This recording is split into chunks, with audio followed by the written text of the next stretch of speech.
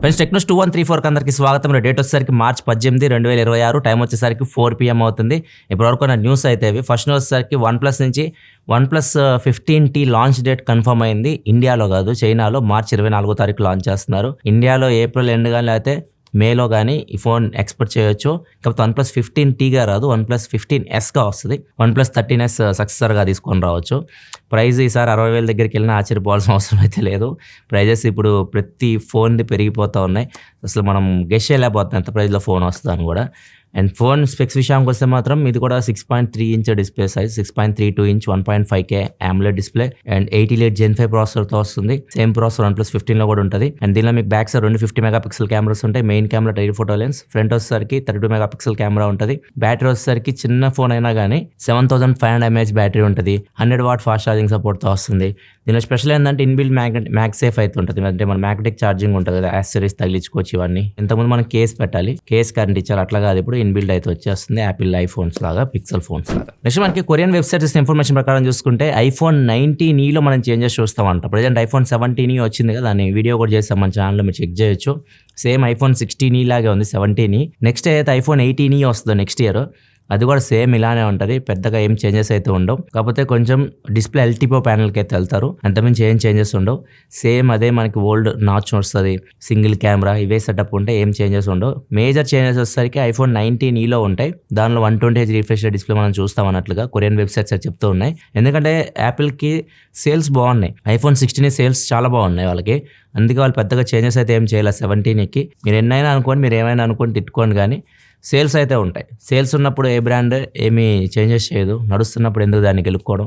అందుకే ఏం చేంజెస్ అయితే ఇట్లా 17eలో. ఇంకొకటి టిమ్ కుక్ ఫ్యాన్స్ ఎవరైనా ఉంటే మీరు బాధపడాల్సిన అవసరం అయితే లేదు. టిమ్ కుక్ రిటైర్ అయిపోతారు.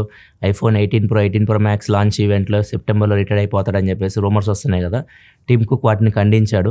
నా లైఫ్ యాపిల్ లేకపోతే లేదు అని చెప్పేసి నేను అసలు ఊహించుకోలేను నా లైఫ్ని. I can't imagine my life without Apple అన్నాడు ఒకటే మాట. ఇప్పుడు 15 సంవత్సరాల నుంచి యాపిల్ CEO సర్వ్ చేస్తున్నాడు టిమ్ కుక్. ఫ్యూచర్లో కూడా చేస్తాడు. సో 65 years దాకా ఉంది అతని ఏజ్ ఇప్పుడు. మరి చూడాలి ఎంతకాలం CEO కంటిన్యూ అవుతాడు యాపిల్కి. నెక్స్ట్ న్యూస్కి వెళ్ళే ముందు డీల్ ఆఫ్ ది డే చూసుకుంటే Samsung సౌండ్ బార్.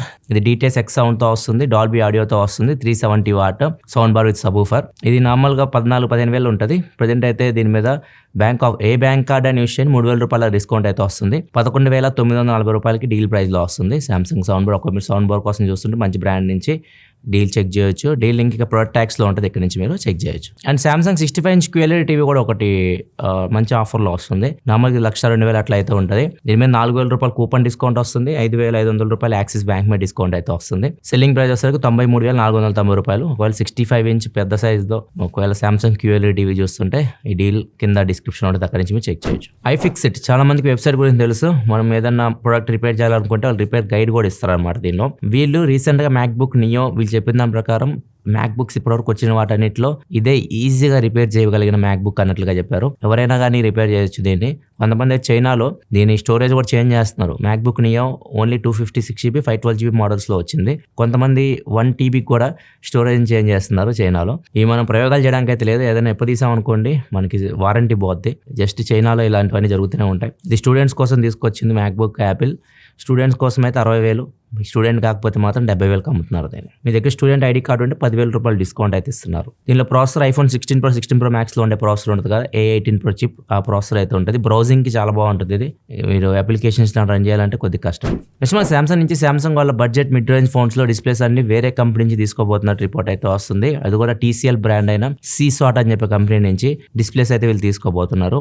దీనివల్ల వీళ్ళకి ఒక 20% అయినా కాస్ట్ ఎఫెక్టివ్ ఉంటుందంట.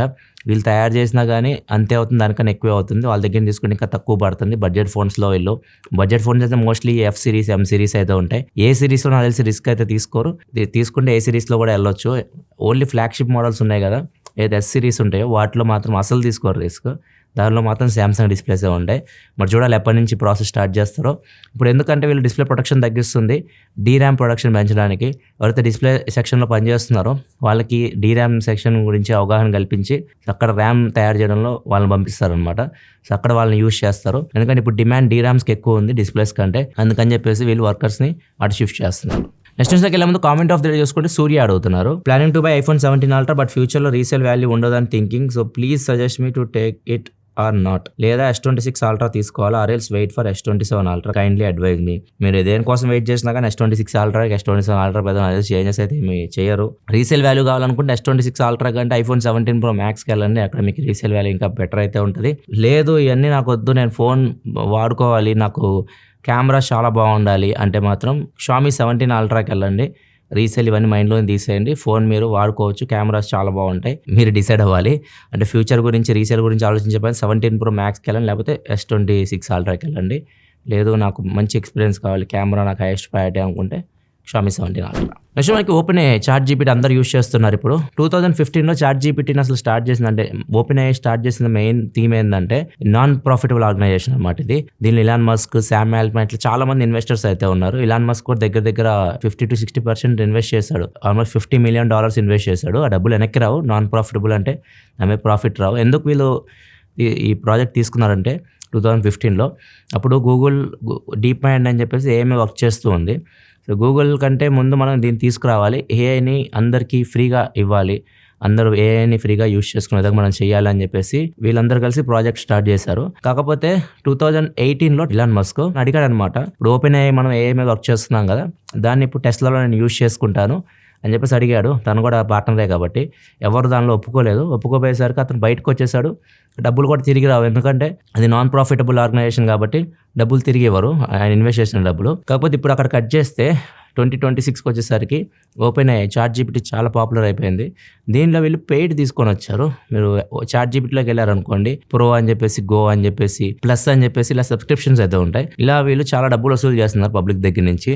అసలు మేము ప్రాజెక్ట్ స్టార్ట్ చేసిందే నాన్ ప్రాఫిటబుల్, పబ్లిక్ ఫ్రీగా AI సర్వీసెస్ ఇవ్వాలని చెప్పేసి వీళ్ళు దీని నుంచి డబ్బులు వసూలు చేస్తున్నారు. సో దీని ఇప్పుడు ప్రాఫిటబుల్ ఆర్గనైజేషన్ అయిపోయింది ఇప్పుడు ఇది. సో ఇప్పుడు నేను ఇన్వెస్ట్ చేశాను కాబట్టి నా డబ్బులకి నాకు ఇంత రావాలి, ఆయన ఇన్వెస్ట్ చేసిన డబ్బులకి అతనికి రిటర్న్గా $134 billion రావాలి, 12,50,000 కోట్ల రూపాయలు రావాలి నాకు అని చెప్పేసి కోర్టులో కేసు వేశాడు. ఏప్రిల్ 28వ దీనికి హియరింగ్ అయితే ఉంది. ఒకవేళ కోర్టు అంగీకరించి ఇతనికి కానీ డబ్బులు ఇప్పించింది అనుకోండి, ఈ 12,50,000 కోట్లు ఇతను చారిటీకి ఇస్తాడంట. ₹1 కూడా దానిలో తీసుకొని నేను మొత్తం చారిటీకి ఇస్తాను. ఇదే బిగ్గెస్ట్ చారిటీ అవుతుంది. ఇంతవరకు ఎవరు ఇంత డబ్బులు ఎంత మొత్తంలో ఒకేసారి చారిటీకి ఇచ్చింది అయితే లేదు.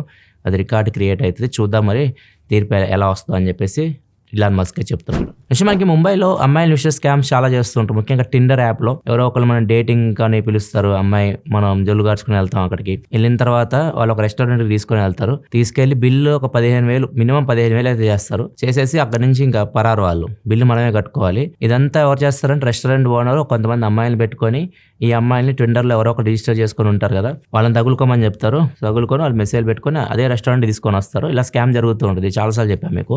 ఇట్లానే ఒక గ్రూప్ కి జరిగింది, ఒక ఫ్రెండ్ గ్రూప్ అనమాట. వీళ్ళు ఒక 8 మంది ఉన్నారు. వీళ్ళలో ఒకరికి అలానే జరిగింది, $15,000 పోగొట్టుకున్నాడు. అతను స్కామ్ అని అర్థమైంది. వీళ్ళు ఏం చేశారంటే వీళ్ళని ఎట్లయినా పట్టుకోవాలి, నా $15,000 పోయినాయి, మిగతా కూడా చాలా మంది మోసపోతున్నారని చెప్పేసి వీళ్ళలో ఇంకొక అబ్బాయి, ఈ 8 మందిలో మోసపోయిన అబ్బాయి కాకుండా ఇంకొక అబ్బాయి సేమ్ అమ్మాయితో మళ్ళీ చాట్ చేయడం మొదలు పెడతాడు. చాట్ చేసిన తర్వాత సేమ్ అమ్మాయి మళ్ళీ ఈ అబ్బాయి అదే రెస్టారెంట్ తీసుకొని వస్తుంది, $18,000 బిల్ చేస్తుంది. బిల్ చేసిన టైంకి, బిల్ పేమెంట్ చేసే టైంకి మొత్తం 8 మంది ఫ్రెండ్ గ్రూప్ పోలీసులను కూడా తీసుకొచ్చేసి మొత్తం వాళ్ళందరూ అరెస్ట్ చేపిస్తారు. దగ్గర 8 మంది గ్యాంగ్ ఇది. రెస్టారెంట్ మొత్తం ఇదే పని అనమాట. 8 మంది అరెస్ట్ చేసి ప్రజెంట్ అయితే పోలీసులు ఇంట్రాగేషన్ అయితే చేస్తున్నారు. ఇట్లా మీరు కూడా టెండర్లో ఎవరో ఒకరిని తగులుకున్నారు అనుకోండి, మీరు నచ్చిన రెస్టారెంట్ తీసుకెళ్ళండి, కానీ వాళ్ళు చెప్పిన రెస్టారెంట్ తీసుకెళ్ళకండి. ఇది ఖచ్చితంగా గుర్తుపెట్టుకోండి. నెక్స్ట్ మనకి బెంగళూరులో మాకు ట్రాన్స్పోర్ట్లో వేస్తుంటాం, మనం సామాన్ వేస్తూ ఉంటాము. ఇట్లా ఒక వైట్ మూటని తీసుకొచ్చి ఇచ్చారు ట్రాన్స్పోర్ట్లో. ఈ తర్వాత మూట కదలడం చూశారు వీళ్ళు, ఆ ట్రాన్స్పోర్ట్ సిబ్బంది చూసి లోపల ఓపెన్ చేశారు. ఏముందని చెప్పి ఓపెన్ చేస్తే ఒక పెద్ద ఆయన అయితే బయటకు వచ్చారు దానిలో నుంచి.